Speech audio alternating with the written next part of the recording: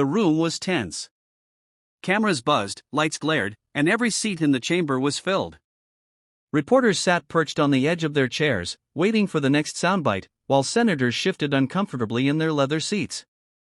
The stakes were higher than usual, for behind the polished speeches and forced smiles was a fight over the heart of American democracy.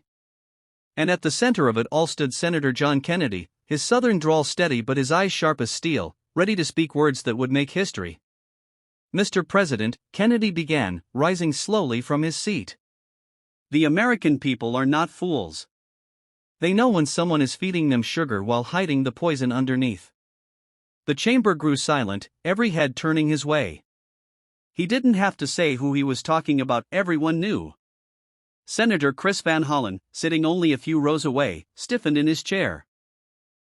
For weeks, rumors had swirled of a new bill being pushed forward under the banner of economic reform. On the surface, it promised opportunity, fairness, and relief for working families. But Kennedy had done his homework.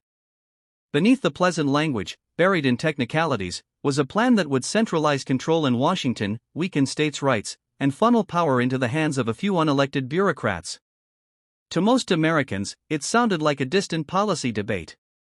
To Kennedy, it was a direct threat to the freedoms his people held dear. "Senator Van Hollen calls it reform," Kennedy continued, his voice rising, "but what it really is, ladies and gentlemen, is control. Control of your paycheck, control of your choices, control of your future." A ripple moved through the chamber. Some senators shifted uncomfortably, others leaned forward, eager to hear more.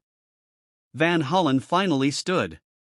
"With all due respect, my colleague from Louisiana is mischaracterizing this legislation.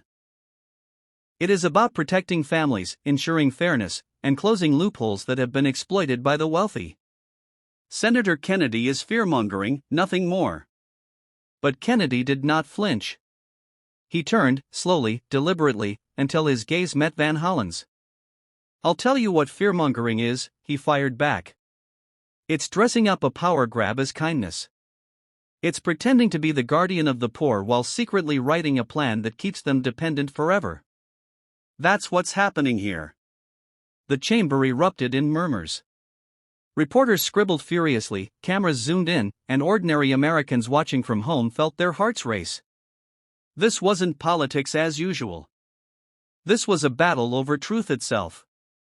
Kennedy then did something no one expected.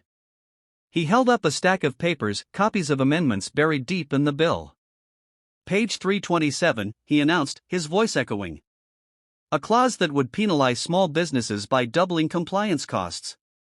Page 412. Language that gives unelected regulators the power to override state tax laws. And page 589, let's not forget this one, where E.